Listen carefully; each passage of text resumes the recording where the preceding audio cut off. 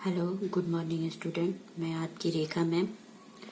आज मैं आपको इकोनॉमिक्स में पाठ एक विकास का लास्ट पार्ट पढ़ाऊंगी, भाग 3, जिसमें सबसे पहला आता है आपका सार्वजनिक सुविधाएं।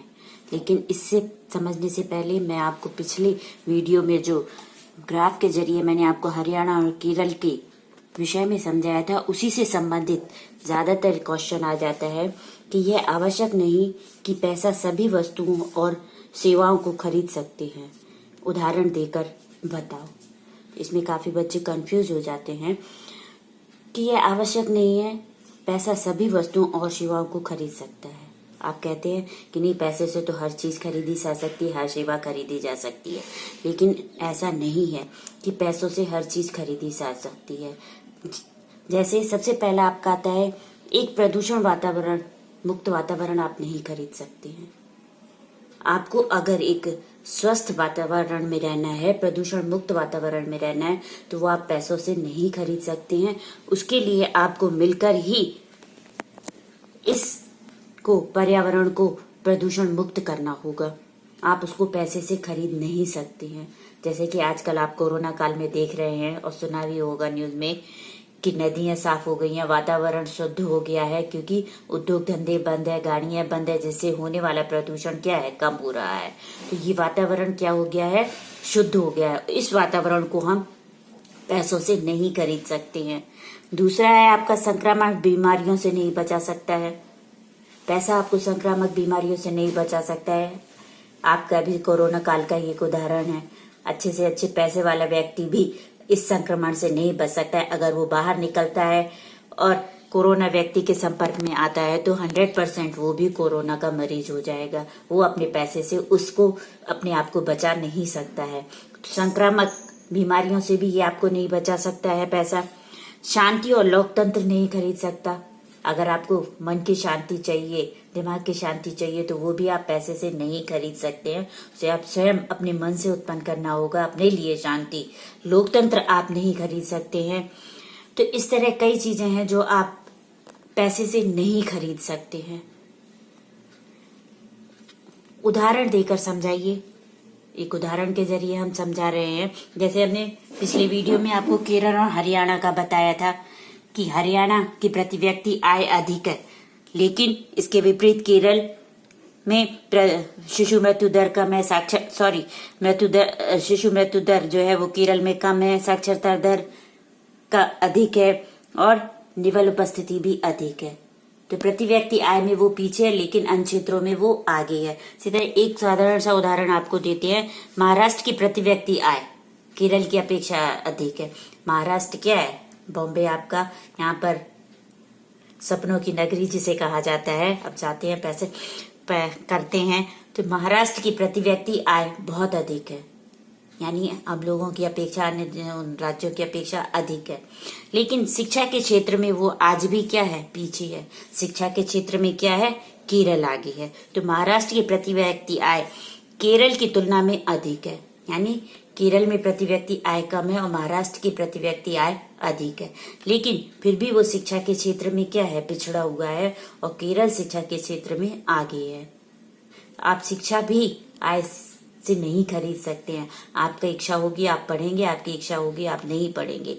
आपके पेरेंट्स आपकी शिक्षा पर इतना पैसा खर्च कर रहे हैं, लेकिन फिर भी आपका मन नहीं लगता है पढ़ने में, तो आप नहीं पढ़ते हैं। अपना फेल होकर साल बर्बाद कर देते हैं, पैसा बेकार कर देते हैं। इसीलिए आप इस बार आपका बोर्ड एग्जाम है, मेहनत करिए।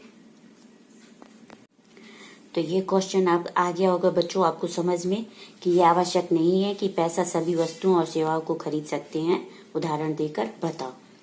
अब आपका आता है सार्वजनिक सुविधाएं, यानी आय, शिक्षा, स्वास्थ्य, सुरक्षा। ये सारी हमारी क्या है, सार्वजनिक सुविधाएं हैं। इसे आधारभूत मानव विकास सूचांक भी कहते हैं, जो हम आपको आगे बढ़ाएंगे कि मानव विकास सूचांक क्या है। अब आपका आता है सतत पोषीय विकास। सतत पोषीय विकास क्या है, पर्यावरण को बिना नुकसान पहुंचाए, यानी पर्यावरण को नुकसान ना हो और हम विकास करें। क्योंकि आधुनिक युग में विकास अत्यंत जरूरी है। अगर अपनी अर्थव्यवस्था को सुदृढ़ करना है, देश को आगे बढ़ाना है, तो हमें विकास करना है। लेकिन हमें इस तरह विकास करना है कि पर्यावरण को नुकसान ना पहुंचे। तो इसकी परिभाषा है, पर्यावरण में बाधा के बिना विकास, यानी पर्यावरण को बिना नुकसान पहुंचाए, उसे बिना बाधा किए हमें विकास करना है। यह विकास भविष्य की पीढ़ी की जरूरतों को समझौते किए बिना, यानी भविष्य की पीढ़ी जो आपकी आने वाली पीढ़ी है, उसके जरूरतों को समझौते किए बिना वर्तमान की जरूरतों को संतुष्ट करने की प्रक्रिया है। यानी वर्तमान में हम उन चीजों का भी उपयोग करें और अपने आने वाली भविष्य की पीढ़ियों के लिए भी हम वो सुरक्षित रख सके। तो सतत पोषीय विकास का मतलब है कि पर्यावरण को बिना नुकसान पहुंचाए विकास करना और भविष्य की पीढ़ी के साथ साथ वर्तमान पीढ़ी भी उसका उपयोग करे।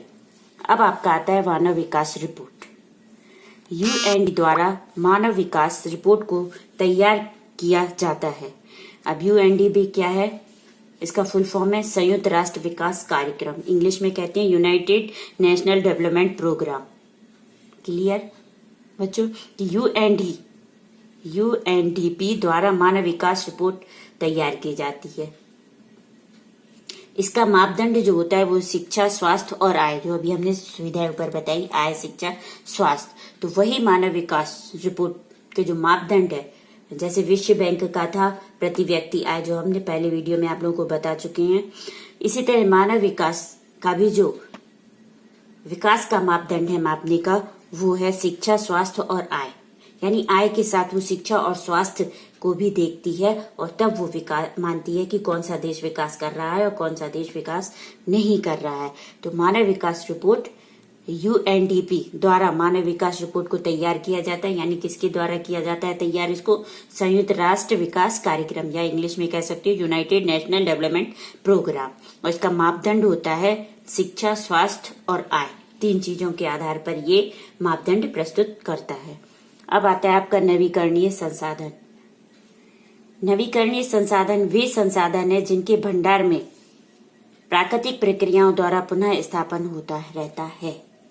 नवीकरणीय संसाधन वे संसाधन है जिन संसाधनों का हम पुनः उपयोग कर सकते हैं,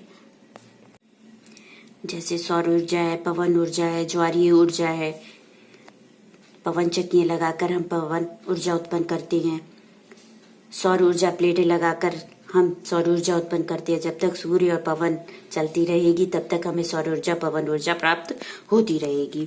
अनवीकरणीय संसाधन, अनवीकरण संसाधन वे संसाधन होते हैं जिनके भंडार में प्राकृतिक प्रक्रियाओं द्वारा पुनः स्थापन नहीं होता है। यानी अनवीकरण संसाधन वो है जो एक बार बन जाते हैं, उसके बाद इनको बनने में करोड़ों वर्ष लग जाते हैं, तो ये समाप्त हो जाते हैं। तो अनवीकरण संसाधन भी होते हैं जिनके में प्राकृतिक प्रक्रियाओं द्वारा पुनः स्थापन नहीं होता है। यानी पुनः स्थापन तो होता है लेकिन उसको बनने में करोड़ों वर्ष लग जाते हैं, जब तक तो हमारा जीवन ही समाप्त हो जाता है।